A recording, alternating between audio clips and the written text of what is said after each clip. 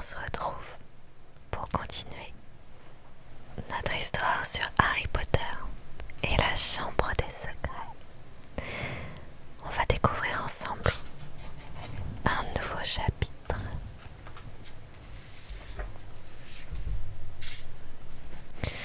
Le chapitre 4.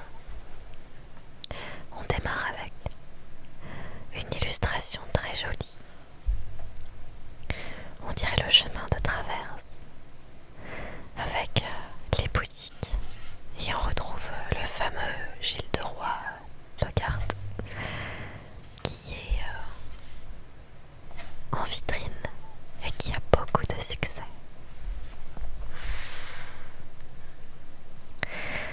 Chapitre 4. Chez Fleury et Botte. Fleury Botte, moi, le magicien de Gilles de Roi Lockhart.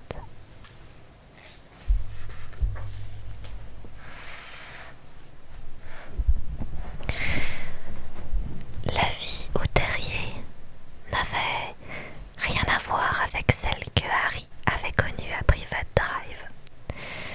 Les Dursley tenaient à ce que tout soit propre et en ordre, alors que la maison des Weasley baignait dans l'étrange et l'imprévisible. Merci mascotte, merci pour le cœur, c'est très gentil. Harry fut stupéfait la première fois que le miroir au-dessus de la cheminée de la cuisine lui cria « Remets ta chemise dans ton pantalon, espèce de débraillé !»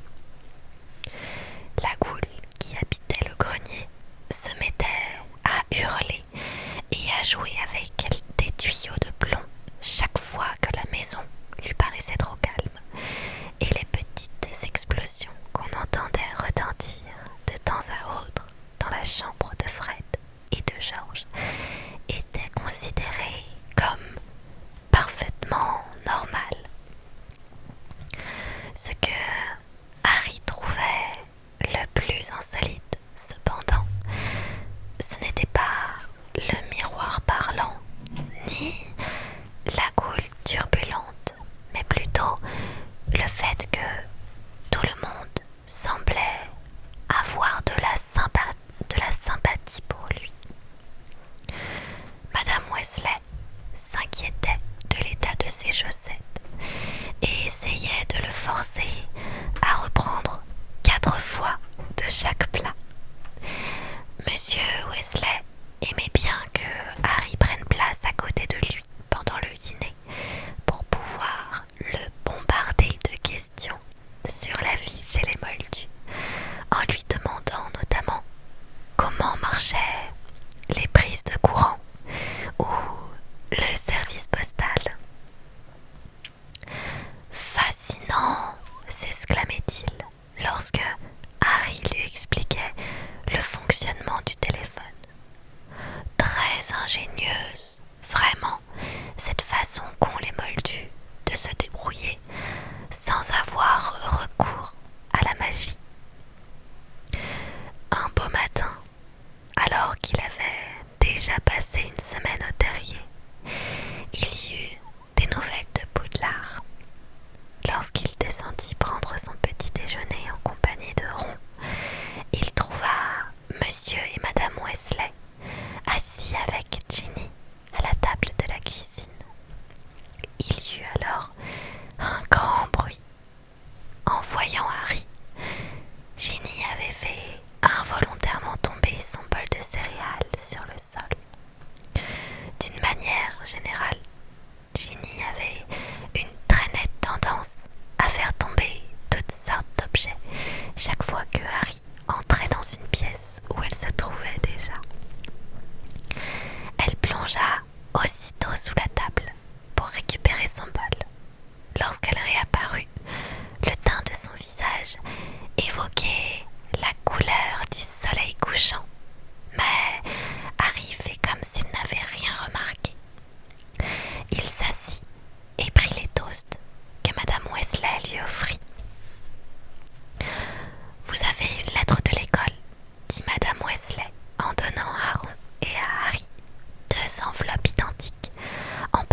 jaunis sur lesquels leur nom était écrit à l'encre verte. Dumbledore sait déjà que tu es ici, Harry.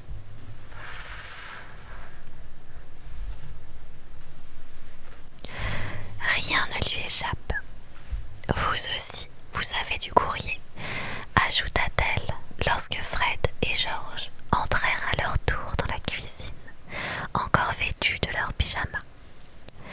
Pendant quelques minutes, un grand silence accompagna la lecture des lettres.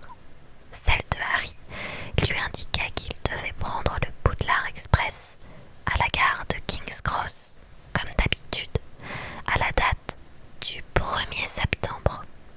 Elle contenait également la liste des nouveaux livres qui lui seraient nécessaires au cours de l'année. Les élèves de 2e année devront se procurer les ouvrages suivants. Le livre des sorts et enchantements niveau 2 par Miranda Fauconnet.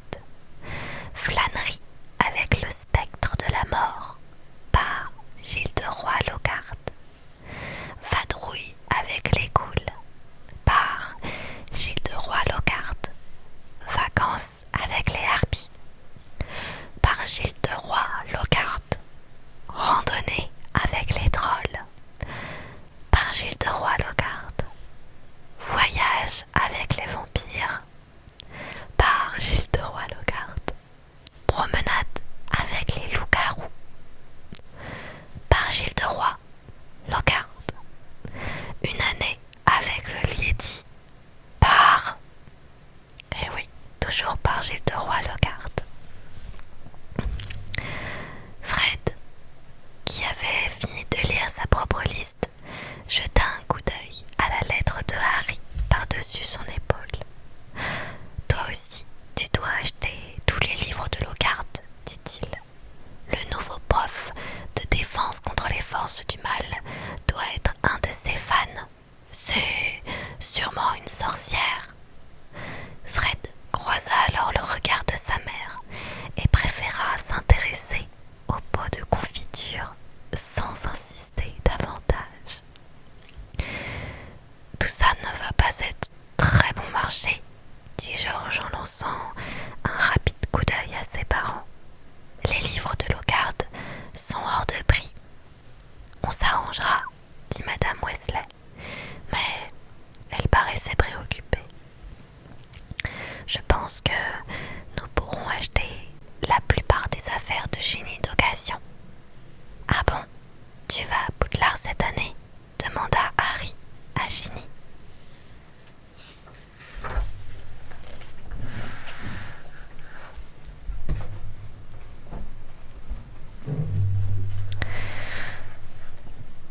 Elle acquiesça d'un signe de tête en rougissant jusqu'à la racine de ses cheveux flamboyants et posa le coude dans le beurre. Heureusement, Harry fut le seul à le remarquer, car au même moment, Percy, le frère aîné de Ron, entra dans la cuisine. Il était déjà habillé, son insigne de préfet de Poudlard épinglé sur son débardeur en tricot. « Bonjour tout le monde, dit-il d'un ton énergique. Belle journée. » Il s'assit à la seule place libre, mais il se releva d'un bond en ôtant de la chaise un vieux plumeau gris. Ce fut tout au moins ce que Harry crut voir, jusqu'à ce qu'il s'aperçoive que la chose respirait. « Hérole !» s'exclama Ron en prenant le hibou inerte dans ses bras et en enlevant la lettre glissée sous son aile. « Enfin, il rapporte la réponse d'Hermione. Je lui ai écrit pour lui dire qu'on allait essayer de te délivrer de chez les Dursley. » Il porta Hérole jusqu'à son perchoir, fixé à la porte de derrière, et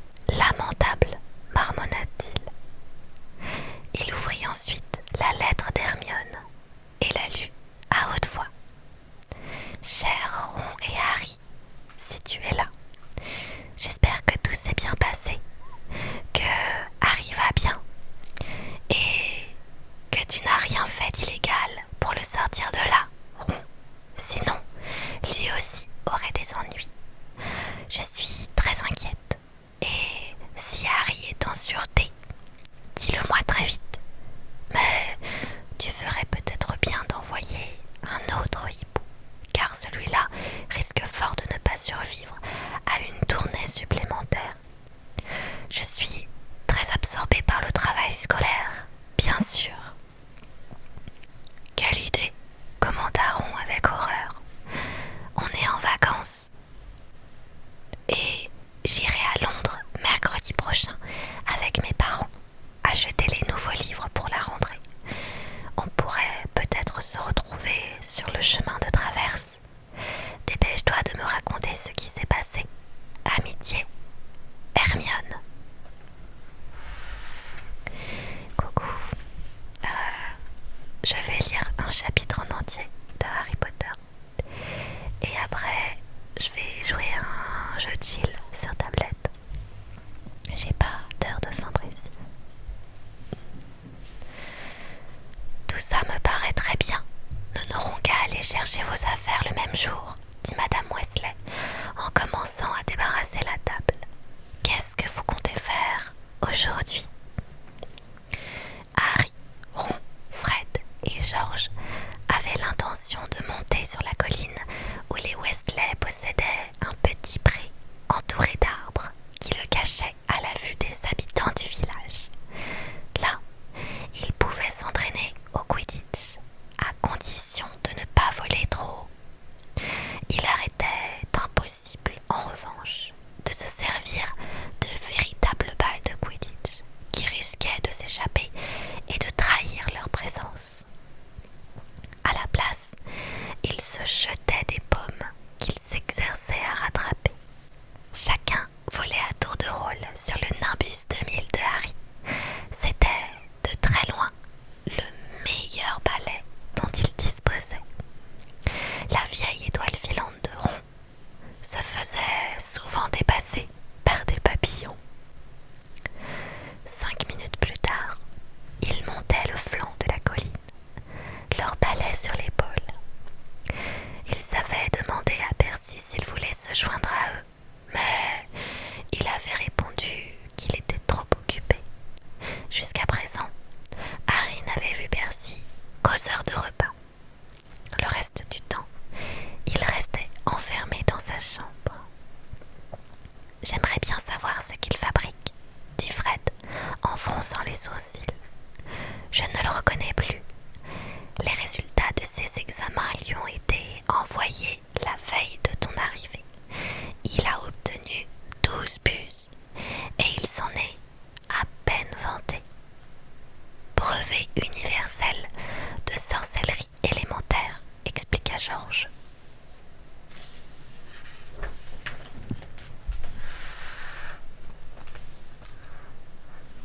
En voyant le regard interrogatif de Harry, Bill aussi en avait obtenu 12. Si on n'y prend pas garde, on va avoir un autre préfet en chef dans la famille. Oh, je crois que je ne survivrai pas à cette infamie. Bill était l'aîné des frères Weasley. Lui et Charlie, le frère cadet, avaient déjà terminé leurs études à Poudlard. Harry ne les avait jamais rencontrés, mais il savait que Charlie étudiait les dragons en Roumanie et que Bill était en Égypte, où il travaillait pour Gringotts, la banque des sorciers. Je me demande comment papa et maman vont se débrouiller pour acheter nos fournitures scolaires cette année, dit George. Tous les livres de Lockhart en 5 exemplaires. En plus, Ginny va avoir besoin de robes, d'une baguette magique et de tout le reste. Harry resta silencieux. Il se sentait un peu mal à l'aise. L'un des coffres de la banque Gringotts, à Londres, renfermait une petite fortune que ses parents lui avaient léguée. Bien sûr, c'était seulement en monnaie de sorcier qu'il était riche. On ne pouvait pas utiliser les galions, les mornilles et les noises dans les magasins de moldus. Il s'était abstenu, pourtant, de révéler aux Dursley l'existence de son compte à la banque Gringotts. À son avis, leur aversion pour tout ce qui touchait à la magie n'aurait pas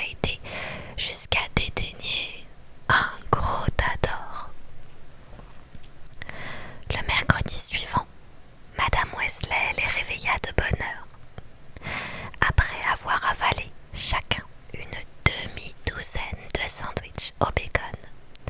Ils enfilèrent leurs vestes et Madame Wesley prit un pot de fleurs vide posé sur la cheminée. Il ne nous en reste plus beaucoup, Arthur, soupira-t-elle en regardant au fond du pot. Il faudra qu'on en rachète aujourd'hui. En tout cas, les invités d'abord. Après toi, Harry, mon chéri. Elle lui présenta le pot de fleurs. Qu'est-ce que je dois faire? Balbutia-t-il. Il n'a jamais pris la poudre de cheminette, s'exclama soudain Ron. Oh, désolé, Harry, j'avais oublié. Jamais, s'étonna Monsieur Weasley. Comment as-tu fait pour aller acheter tes affaires sur le chemin de traverse l'année dernière? J'ai pris le métro. Vraiment? Dit Monsieur Weasley très intéressé. Est-ce qu'il y a des escapadors? Comment ça marche? Bonsoir Mimi.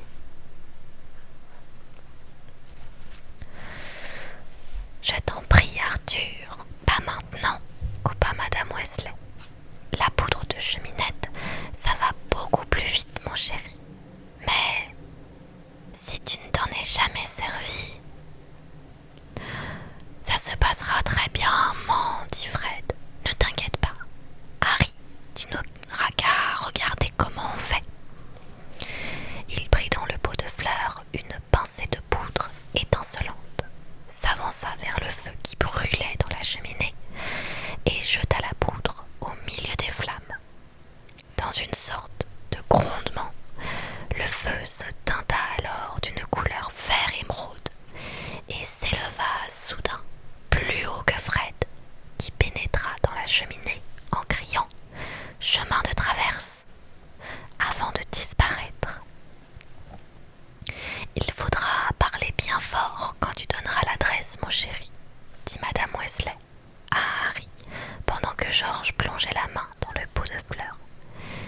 Et fais attention à ne pas te tromper d'âtre. De quoi? Demanda Harry d'un ton inquiet, tandis que les flammes grondaient à nouveau en emportant George. Il y a beaucoup de cheminées chez les sorciers, mais si tu articules clairement, il se débrouillera très bien, Molly. Ne l'ennuie pas, dit Monsieur Weasley en prenant à son tour une pincée de poudre. Mais, chérie, si jamais il se perd, qu'est-ce que nous dirons à son oncle et sa tante? Il s'en ficherait complètement, la rassura Harry. Dudley trouverait la plaisanterie excellente si jamais je me perdais dans le conduit d'une cheminée. Ne vous inquiétez pas pour ça. Très bien. Dans ce cas, tu n'as qu'à partir après Arthur, dit Madame Weasley. Dès que tu pénétreras dans les flammes, annonce bien fort ta destination. Et garde les bras le long du corps, conseilla Ron.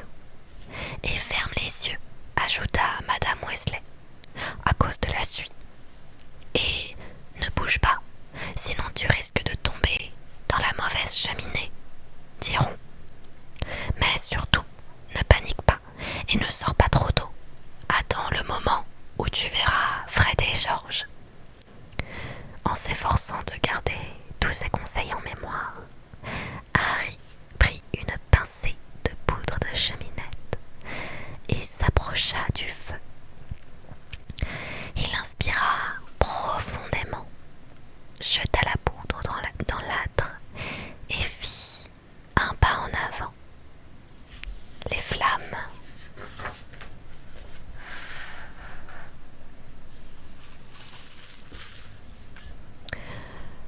n'étaient pas plus chaudes qu'une brise tiède. Il ouvrit la bouche pour donner l'adresse et avala aussitôt un nuage de cendres. Main de traverse, balbutia-t-il en toussant. Il eut alors l'impression d'être aspiré dans un tourbillon géant. Il lui sembla qu'il tournait sur lui-même à toute vitesse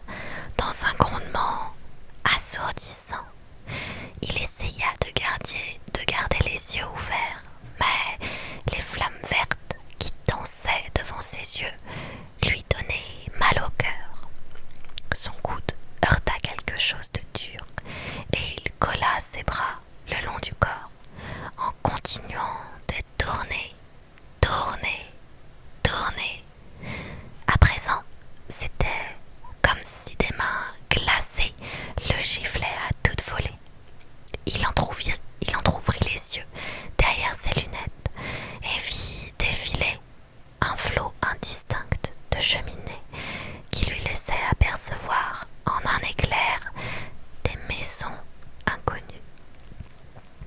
Les sandwichs au bacon remuaient dangereusement dans son estomac.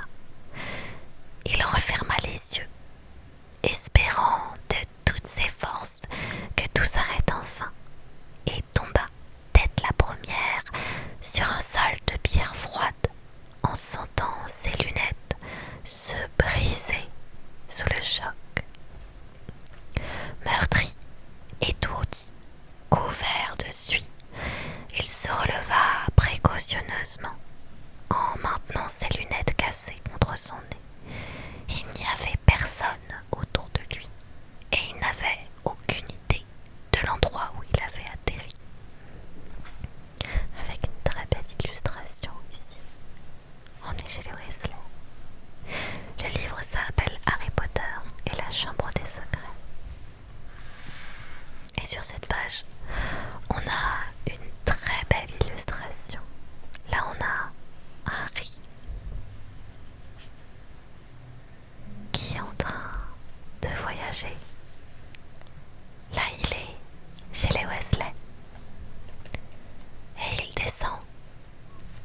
Pouf. Ah, il est ici. Pouf. Il est ici. Et pouf. Il arrive sur le sol en pierre.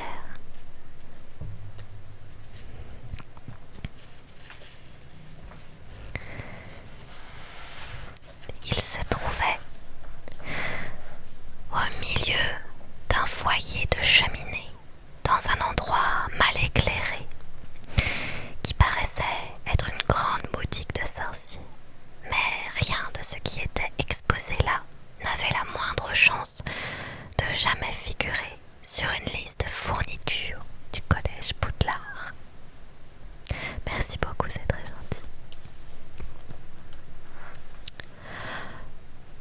Dans une vitrine proche, il y avait une main desséchée posée sur un coussin, un jeu de cartes taché de sang et un gros œil de verre. Des masques sinistres accrochés au mur semblaient jeter des regards sournois.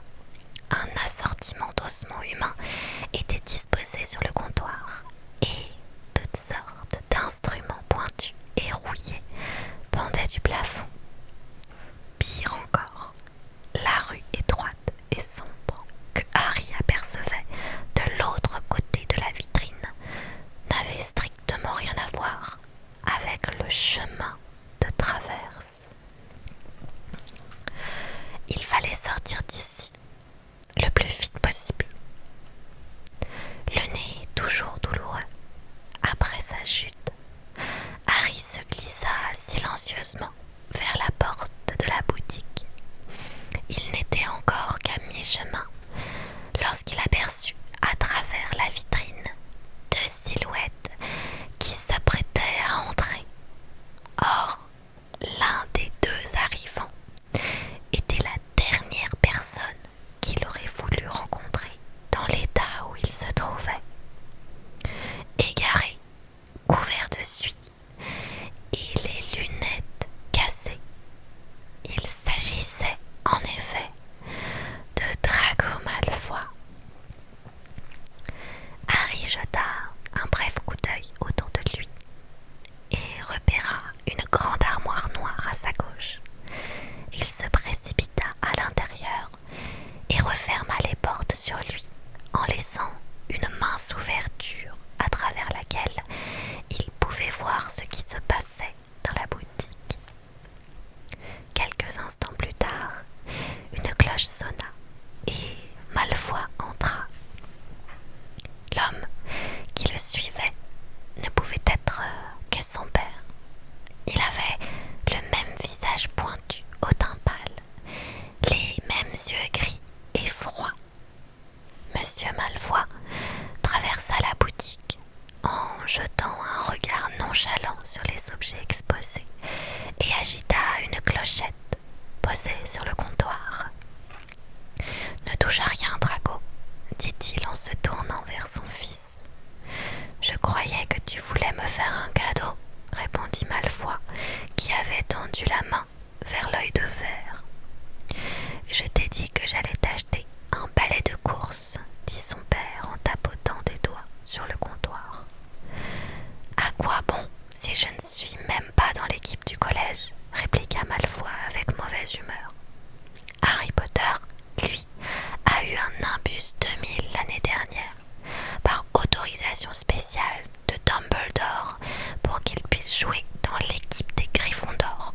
Il n'est même pas si bon que ça, c'est simplement parce qu'il est célèbre. Célèbre à cause de cette stupide cicatrice sur le front. Et nous avons une très belle illustration de la boutique. On voit Harry ici, caché dans l'armoire. Et là, le vendeur de la boutique, avec Drago et son père. La main desséchée ici.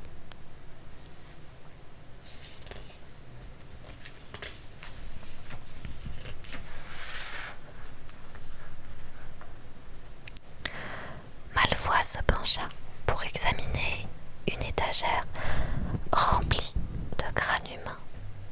Tout le monde est persuadé qu'il est tellement intelligent, le merveilleux Potter, avec sa cicatrice et son balai. Tu m'as déjà répété ça une bonne douzaine de fois, dit Monsieur Malfoy en jetant à son fils un regard noir. Et je te rappelle qu'il n'est guère prudent de ne pas manifester la plus grande admiration pour Harry Potter, étant donné que la plupart d'entre nous le considèrent comme un héros qui a fait disparaître le Seigneur des Ténèbres. Ah, Monsieur Barjot, un homme aux épaules voûtées venait d'apparaître derrière le comptoir. D'un geste de la main, il ramena en arrière les longs cheveux gras qui lui tombaient sur le front. Monsieur Malfoy, quel plaisir de vous revoir, dit Monsieur Barjot d'une voix aussi huileuse que ses cheveux. Je suis ravie, vraiment. Et le jeune Monsieur Malfoy est là également. Oh, j'en suis enchantée. Que puis-je faire pour vous?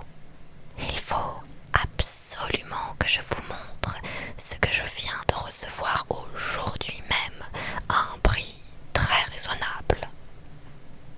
Cette fois, Monsieur Barjot, je n'achète pas, je vends, coupa Monsieur Malfoy. Vous vendez? Le sourire de Monsieur Barjot s'effaça quelque peu. Vous savez sûrement que le ministère multiplie les perquisitions, dit Monsieur Malfoy, en sortant de sa poche un rouleau de parchemin qu'il déroula pour le faire lire à Monsieur Barjot. Or, il se trouve que j'ai moi-même quelque chose. Disons, un objet qui pourrait me causer d'éventuels désagréments si jamais le ministère s'avisait de... Monsieur Barjot fixa un pince-nez devant ses yeux et examina la liste. Le ministère n'irait quand même pas s'en prendre à vous, monsieur. Personne n'est encore venu fouiner chez moi. Le nom de Malfoy continue d'imposer un certain respect, mais le ministère se montre de plus en plus inquisiteur. On parle d'un nouvel acte de protection des Moldus.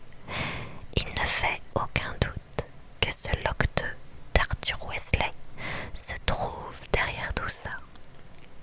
Il adore les Moldus, l'imbécile. Harry sentit une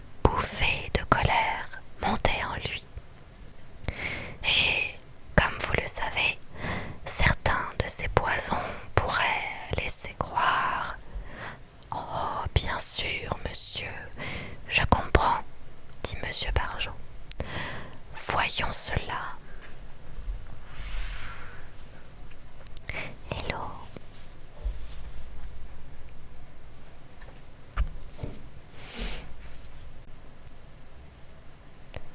Est-ce que je peux avoir ça? Coupa Drago en montrant du doigt la main desséchée posée sur le coussin. Ah, la main de gloire! S'exclama Monsieur Barjot en laissant tomber la liste de Monsieur Malfoy pour se précipiter vers Drago.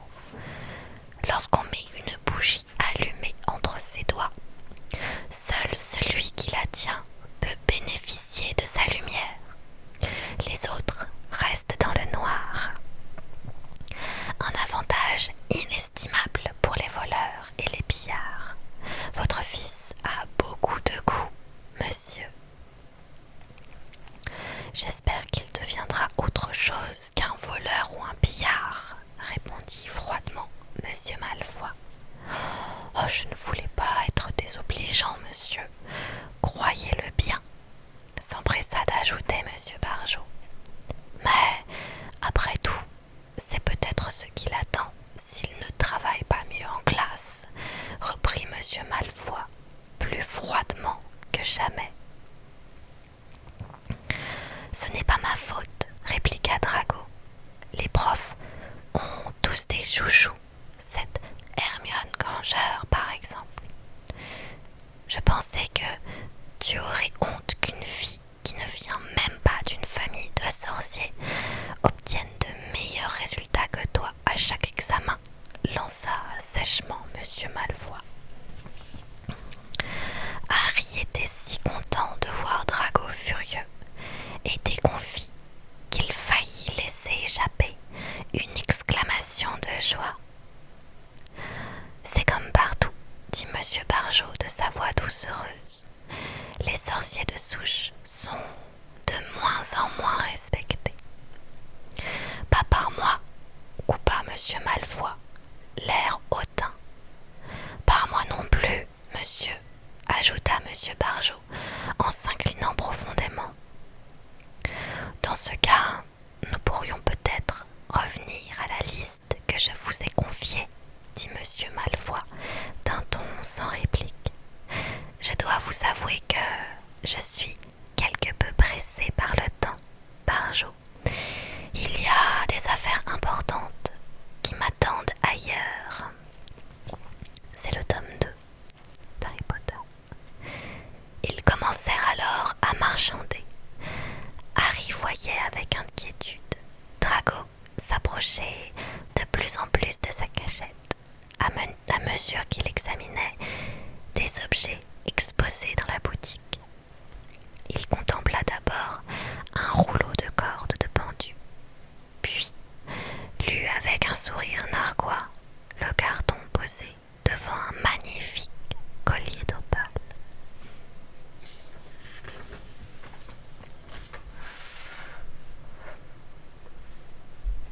On a une très belle illustration sur le bas,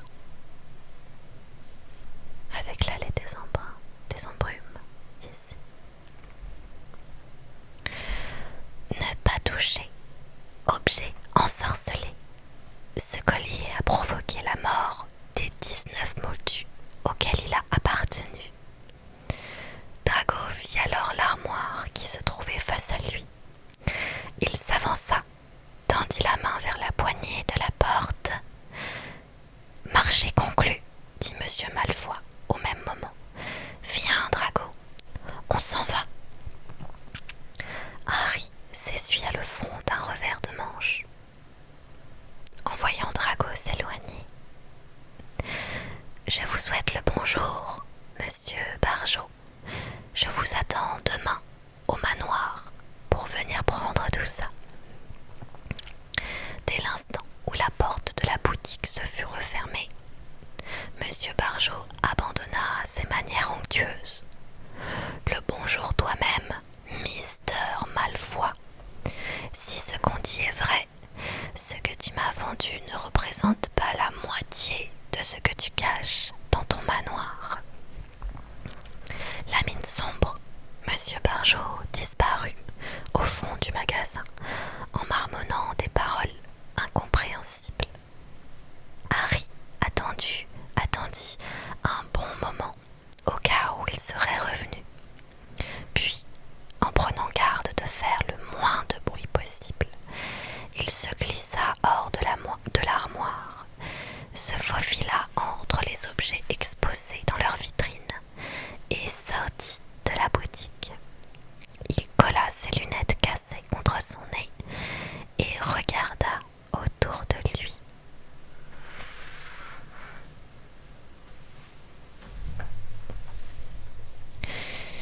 Il se trouvait dans une ruelle minable qui semblait entièrement constituée de magasins consacrés à la magie noire. Celui qu'il venait de quitter et dont l'enseigne portait le nom Barjo et Burke était le plus grand de tous. En face, une horrible vitrine exposait des têtes réduites et un peu plus loin, une grande cage de verre était remplie d'araignées vivantes, géantes. Coucou. Deux sorciers à l'allure miteuse, dissimulés dans l'ombre d'une porte, observaient Harry en se parlant à voix basse. De plus en plus mal à l'aise, Harry, qui s'efforçait de maintenir ses lunettes contre son nez, se mit en chemin, dans l'espoir, bien illusoire, de trouver tout seul le moyen de sortir de là. Une vieille pancarte en bois, accrochée au-dessus d'une boutique qui vendait des chandelles venimeuses, lui apprit qu'il se trouvait dans l'allée des embrumes. Mais le renseignement ne pouvait lui être d'aucune utilité. Jamais il n'avait entendu parler de cet endroit. Sans doute les cendres qu'il avait avalées dans la cheminée des Weasley l'avaient-elles empêché d'articuler clairement sa destination. Essayant de conserver son sang-froid, il se demanda ce qu'il convenait de faire. Tu es perdu, mon chéri, dit alors une voix dans son oreille. Il sursauta. Une vieille sorcière était apparue devant lui, portant un plateau rempli d'ongles humains. Elle le regarda d'un œil torve en découvrant des dents gâtées. Harry eut un mouvement de recul. Non, tout va bien, dit-il. Je suis simplement... Harry, qu'est-ce que tu fiches ici? Je suis contente que ça vous plaise. Et coucou à tous ceux qui arrivent. Harry sentit son cœur faire un bond dans sa poitrine. Surprise, la sorcière sauta en l'air, renversant ses ongles qui lui tombèrent en cascade sur ses pieds. Elle poussa un juron, tandis que la carcasse massive de Hagrid, le garde-chasse de Poudlard, s'avançait vers eux à grands pas. Au-dessus de sa grosse barbe hirsute, ses yeux noirs lançaient des éclairs. Merci pour le cœur, c'est très gentil.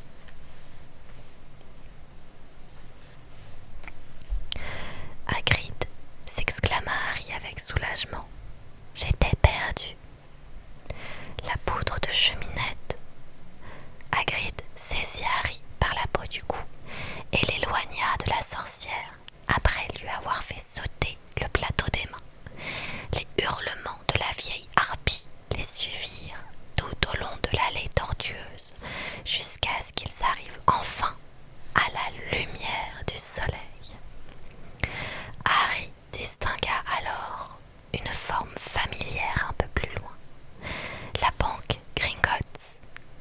Harry l'avait ramenée sur le chemin de traverse.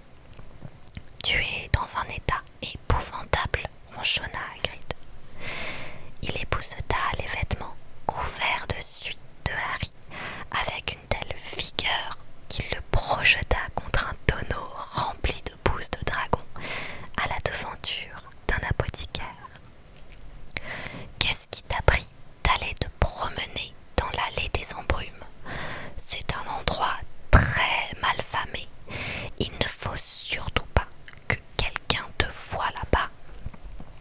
m'en suis aperçu, répondit Harry, en se baissant pour éviter Hagrid, qui voulait continuer à les booster.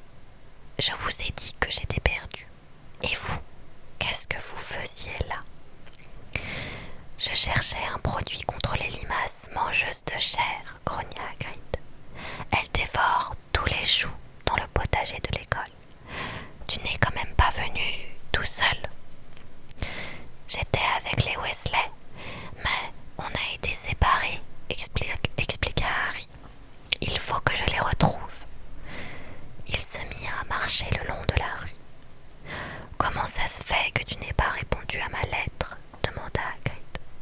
Harry, qui avait du mal à suivre les grandes enjambées du géant, lui raconta la visite de Dobby et ce que les Dursley lui avaient fait subir. Maudit moldu, maugréa Hagrid. Si j'avais su. Et là on voit Harry qui fait coucou et qui fait coucou à Hermione, je crois. Je suis pas sûre. Je crois que c'est Hermione Granger. Devant un bâtiment. Peut-être la banque Gringotts. C'est pas sûr non plus. Et là on a une gargouille sur un grand pilier. On est toujours en train de lire Harry Potter et la Chambre des Secrets. Harry, Harry, par ici. C'est l'édition Minalima. Voilà. Harry leva la tête et vit Hermione Granger en haut des marches qui menaient à l'entrée de Gringotts.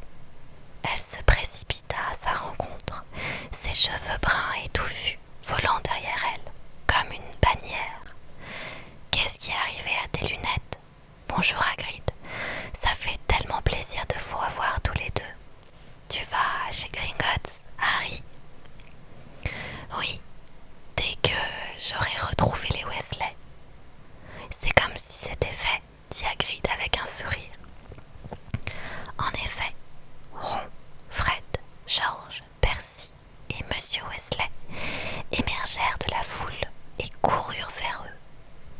Harry, s'exclama Monsieur Weasley, hors d'haleine. On espérait tous que tu n'avais pas atterri trop loin. Il épongea son crâne chauve et luisant. Molly est dans tous ses états.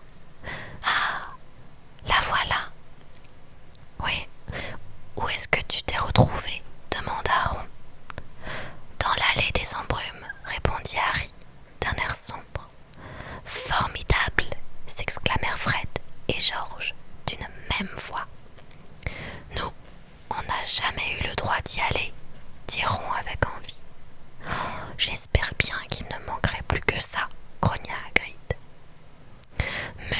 Madame Weasley apparut enfin, courant à toutes jambes, Ginny accrochée à son bras.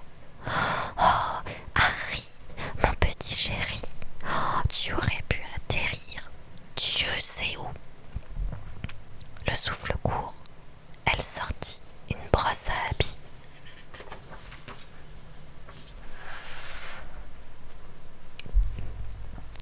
De son sac à main et entreprit de débarrasser ses vêtements de la suie que Hagrid n'avait pas réussi à enlever. Monsieur Weasley prit les lunettes de Harry, les toucha du bout de sa baguette magique et les lui rendit. Elles s'étaient redevenues comme neuves.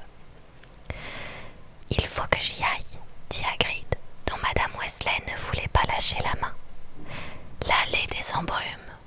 Ah, Hagrid, heureusement que vous l'avez retrouvé. Oh, je n'ose imaginer. À bientôt, à Poudlard. Merci, Harry, c'est gentil. Et il s'en alla à grands pas, dépassant de la tête et des épaules la foule qui se pressait le long de la rue. Devinez qui j'ai vu chez Barjo et Burke, dit Harry à Ron et à Hermione, tandis qu'ils montaient les marches de Gringotts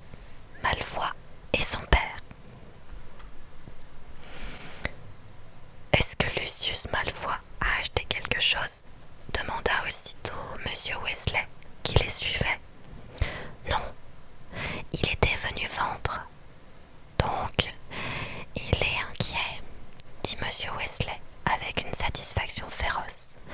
Ah, j'aimerais tellement coincer Lucius Malfoy un de ces jours. Fais attention, Arthur, avertit madame Weasley, alors qu'ils entraient dans la banque, salués par le gobelin de garde. Cette famille ne peut attirer que des ennuis. Tu risques de t'attaquer à un trop gros morceau. Tu crois que je ne suis pas de taille à lutter contre Lucius Malfoy? S'indigna monsieur Weasley. Mais son attention fut détournée par les parents d'Hermione, debout devant le long comptoir qui s'étirait tout au long du grand hall de marbre. Un peu nerveux, il s'attendait qu'Hermione fasse les présentations. Mais vous êtes des moldus, s'exclama monsieur Weasley avec ravissement. Oh, il faut absolument que nous allions boire un verre. Qu'est-ce que vous avez là? Ah, vous changez de l'argent moldu. Oh, Molly, regarde ça. Tout excité, il montra à son épouse le billet de 10 livres que monsieur Granger avait à la main.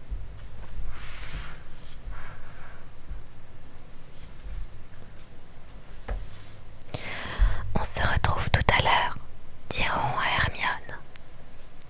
Un gobelin de Gringotts conduisit Harry et les Weasley vers les sous-sols où était entreposé leur argent. Pour se rendre dans les coffres, il fallait emprunter de petits wagonnets montés sur rails qui sillonnaient les couloirs souterrains de la banque. Harry fut enchanté de cette promenade qui rappelait les montagnes russes des fêtes foraines. Mais lorsque le gobelin eut ouvert le coffre des Weasley, il fut encore plus effaré qu'à son arrivée dans l'allée des embrumes. Il ne contenait en effet qu'une toute petite pile de morgnis, d'argent et un seul galion d'or. Madame Weasley regarda dans les coins pour voir s'il ne restait rien d'autre. Puis, elle ramassa la pile de pièces qu'elle enfouit dans son sac. Harry se sentit encore plus mal à l'aise lorsqu'ils se retrouvèrent devant son propre coffre. Il essaya d'en dissimuler le contenu pendant qu'il se hâtait de remplir une bourse de cuir avec des poignées de pièces. Quand ils furent de retour à l'entrée de la banque, ils se séparèrent à nouveau. Percy marmonna qu'il avait besoin d'une nouvelle plume. Fred et George avaient vu dans la foule leur ami Lee Jordan. Madame Weasley et Ginny devaient aller dans un magasin qui vendait des robes d'occasion. Et je fais une petite pause, il y a le chat qui s'excite sur l'arbre à chat.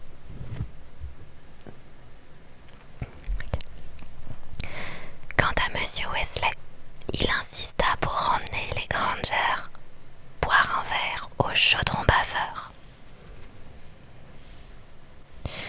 On se retrouve chez Fleury et Budd dans 1 heure pour acheter vos livres, dit madame Weasley en emmenant Ginny.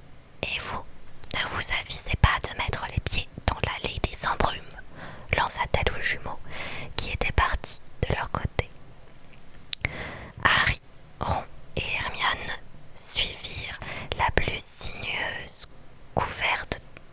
sinueuse couverte de pavés. La bourse pleine d'or, d'argent et de bronze qui tintait joyeusement dans la poche de Harry ne demandait qu'à être dépensée, et il acheta 3 grosses glaces à la fraise et au beurre de cacahuète qui léchèrent joyeusement au même moment que les vitrines des magasins. Ron contempla avec envie un ensemble de robes aux couleurs des canons de Châtelet à la devanture du magasin d'accessoires de Quidditch, jusqu'à ce qu'Hermione les entraîne dans la boutique voisine pour acheter de l'encre et des parchemins. chez Pirouette et Badin, le magasin de farce et attrape pour sorciers.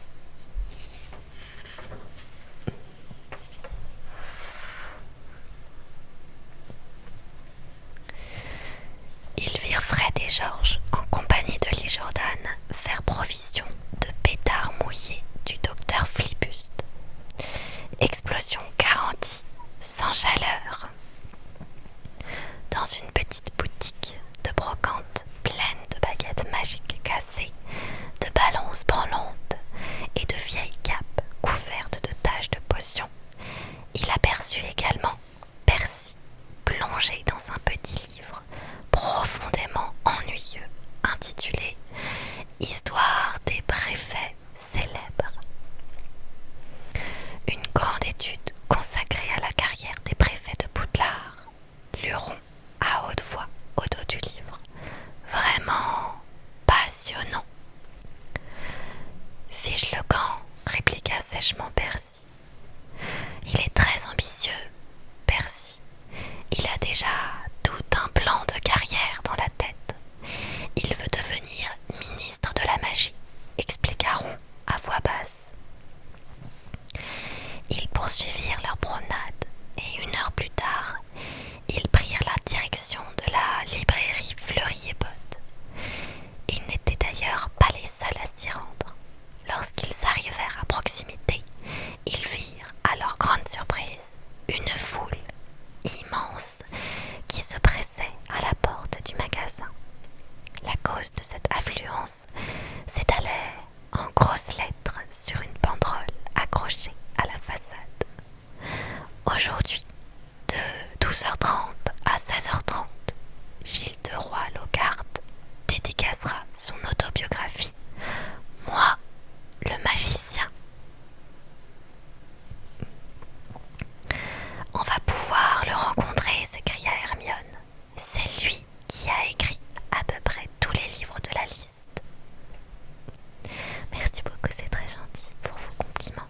Et pour ceux qui viennent d'arriver, encore une fois je le redis, je prononce les noms comme je les lisais quand j'étais petite et que j'ai découvert les livres, et non pas comme dans les films. Donc la prononciation est peut-être pas la même que la vôtre, mais moi c'est comme ça que je les lis. La foule était essentiellement composée de sorcières de l'âge de Madame Weasley. Le sorcier libraire, visiblement épuisé, qui se tenait à l'entrée, essayait de modérer l'ardeur des admiratrices. Du calme, mesdames, s'il vous plaît. Ne poussez pas. Attention au livre. Harry, Ron et Hermione parvinrent à se glisser à l'intérieur de la librairie. Une longue queue s'étirait sur toute la longueur du magasin, au fond duquel Gilles de Roy-Lockhart signait ses livres. Tous trois prirent un exemplaire.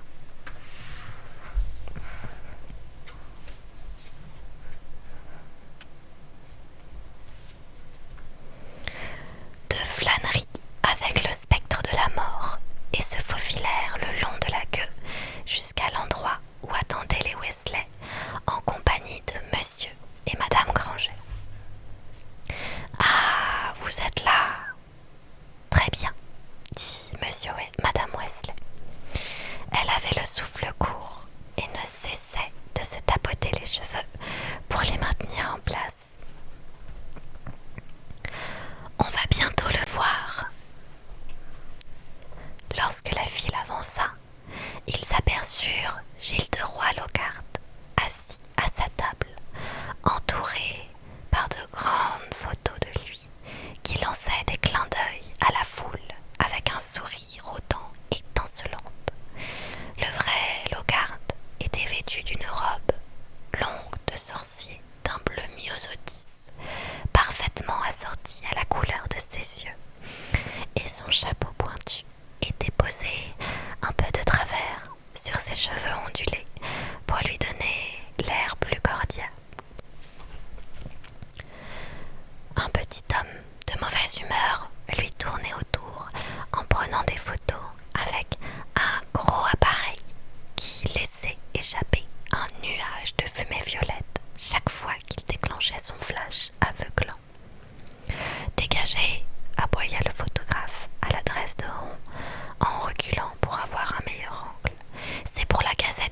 policier. Ce n'est pas une raison pour marcher sur les gens, répliqua Ron, qui frottait son pied, écrasé par le petit homme. Gilles de Roy-Lockhart avait entendu la scène. Il leva les yeux, vit Ron, puis Harry.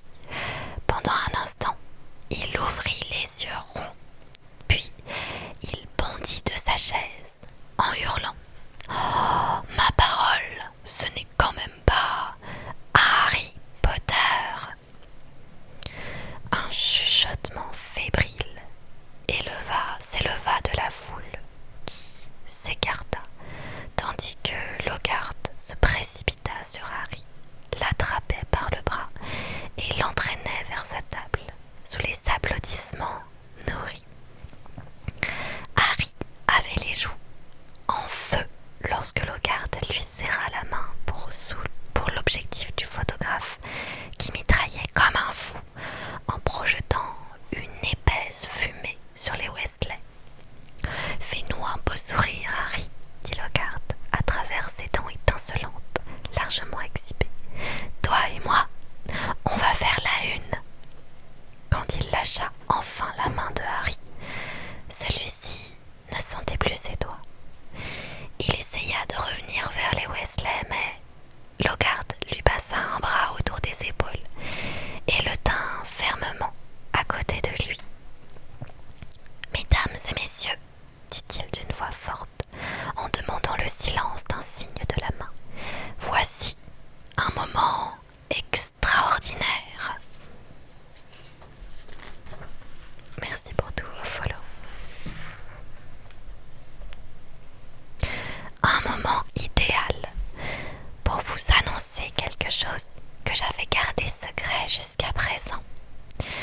Lorsque le jeune Harry Potter est entré chez Fleury et Botte aujourd'hui, il voulait simplement acheter mon autobiographie que je vais me faire un plaisir de lui offrir gratuitement. La foule applaudit à nouveau. Mais il ne se doutait pas le moins du monde que bientôt il aurait beaucoup plus que mon livre, Moi le magicien, poursuivit Lockhart en donnant à Harry une bourrade affectueuse qui fit glisser ses lunettes au bout de son nez. En effet, lui et ses camarades de classe vont avoir le vrai magicien en chair et en os. Et oui, mesdames et messieurs, j'ai le plaisir et la fierté de vous annoncer qu'à partir de la rentrée de septembre, c'est moi qui assurerai les cours de défense contre les forces du mal à l'école de sorcellerie de Poudlard. Sous les exclamations de joie et les applaudissements de la foule, Harry se vit offrir la collection complète des livres de Gilles de Roy-Lockhart. Titubant un peu sous le poids des volumes, il parvint à se glisser vers un coin de la boutique où Ginny attendait à côté de son nouveau chaudron. « Tiens, je te les donne, » marmonna Harry en laissant tomber les livres dans le chaudron. « J'achèterai moi-même mes propres exemplaires. »« Ça a dû te faire plaisir, Potter, » dit alors une voix que Harry n'eut aucun mal à reconnaître. Il se redressa et se retrouva face à Drago Malfoy, qui le regardait de son air toujours aussi méprisant. « Le célèbre Harry Potter, » poursuivit Malfoy. « Il ne peut même pas entrer dans une librairie sans faire la une des journaux. »« Laisse-le tranquille, ce n'était pas sa faute, » répliqua Ginny en lançant à Malfoy un regard assassin. C'était la première fois qu'elle ouvrait la bouche en présence de Harry. « Alors, Potter, tu t'es trouvé une petite amie ?» ironisa Malfoy. Ginny devint écarlate, tandis que Ron et Hermione les rejoignaient en se frayant un chemin parmi la foule, les bras chargés de livres de Lockhart. « Ah, c'est toi !» dit Ron, qui regarda Malfoy la semelle de sa chaussure.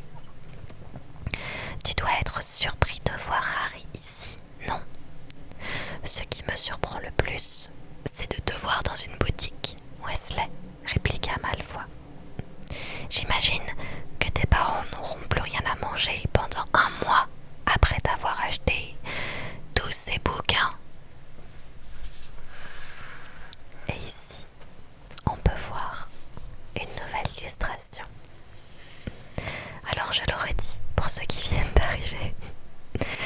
Je lis les noms des personnages comme je les lisais quand j'étais petite. Donc c'est pour ça que la prononciation n'est pas forcément la même que dans les films. Et donc que la vôtre. Voilà.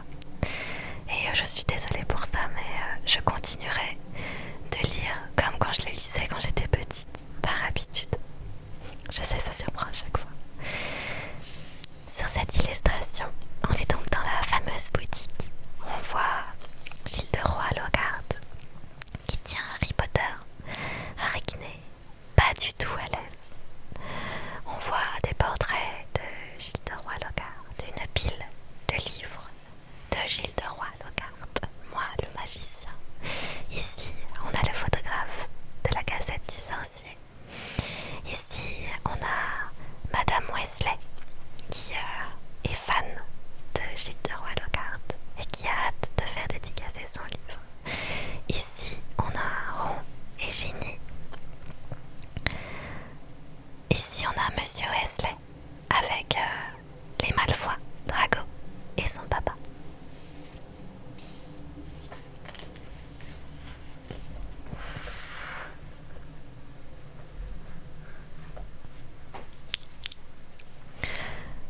Ron devint aussi écarlate que Ginny.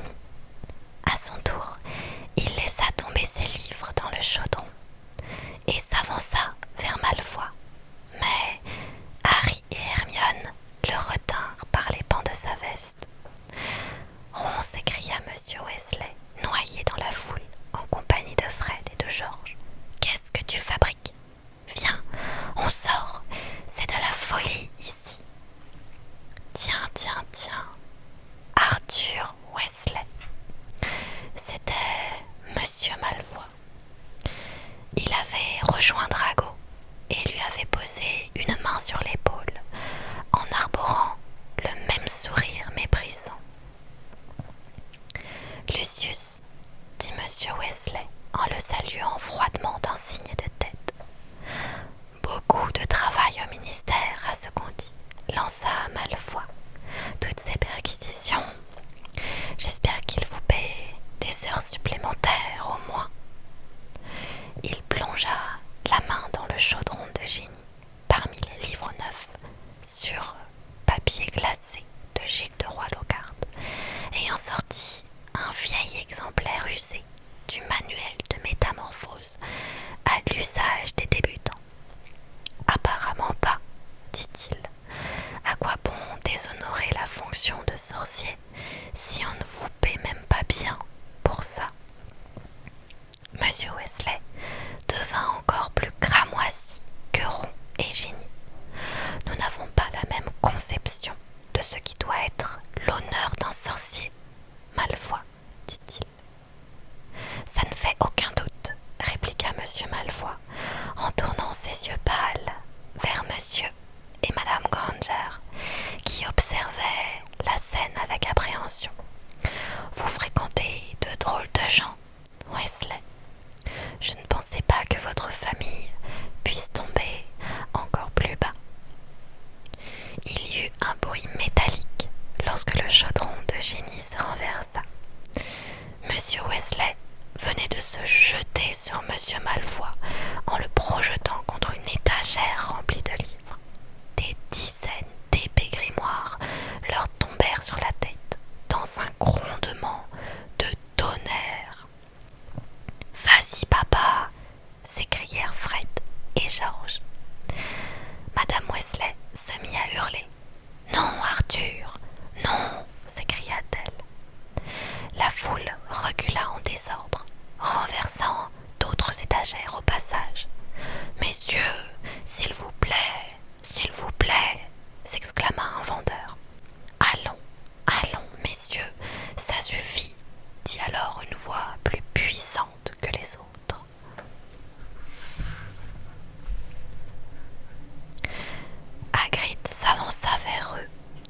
océan des livres étalés par terre. Un instant plus tard, il avait séparé Monsieur Weasley et Monsieur Malfoy. Monsieur Weasley avait la lèvre fendue et Monsieur Malfoy avait reçu dans l'œil une encyclopédie des champignons vénéneux. Il tenait toujours à la main le vieux livre de génie sur la métamorphose. Les yeux flamboyants de Harn, il lui jeta le volume.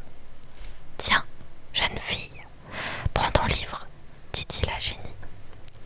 Ton père ne pourra jamais rien t'offrir de mieux. » Il repoussa Hagrid, qui le maintenait à distance, fit signe à Drago de le suivre et s'empressa de sortir du magasin. « Vous n'auriez pas dû faire attention à lui, Arthur, dit Hagrid, qui souleva presque Monsieur Weasley du sol en voulant lui défroisser sa robe. Toute cette famille est pourrie jusqu'à la moelle, chacun sait ça. Il ne faut jamais écouter ce que dit un Malfoy. Oh, sale engeance! Allez, venez, sortons d'ici. » Le vendeur fit mine de vouloir les empêcher de sortir, mais lorsqu'il s'aperçut qu'il arrivait à peine à la taille de Hagrid, il se ravisa. Ils se dépêchèrent de regagner la rue, les Grangers tremblant de peur, Madame Weasley folle de rage. Un bel exemple à donner aux enfants, se battre en public. Oh, je me demande ce que a dû penser Gilles de Roy-Lockhart. Il était très content, dit Fred. Tu ne l'as pas entendu quand on est parti. Il demandait au type de la cassette du sorcier s'il pourrait parler de la bagarre dans son reportage. Il a dit que ça serait une très bonne publicité. Mais l'humeur n'était guère à l'allégresse sur le chemin du chaudron baveur, d'où Harry, les Weasley et tout leur achat devaient rentrer au terrier par la poutre de cheminette. Dans le pub, les Grangers prirent congé et regagnèrent la rue côté Moldu. Monsieur Weasley avait commencé à leur demander comment fonctionnaient les arrêts de bus, mais en voyant le regard noir de son épouse, il estima préférable de ne pas insister. Harry enleva ses lunettes qu'il mit à l'abri dans sa poche avant de prendre la poutre de cheminette. Ce n'était vraiment pas son moyen de transport préféré. Et c'est ainsi que s'achève le chapitre 4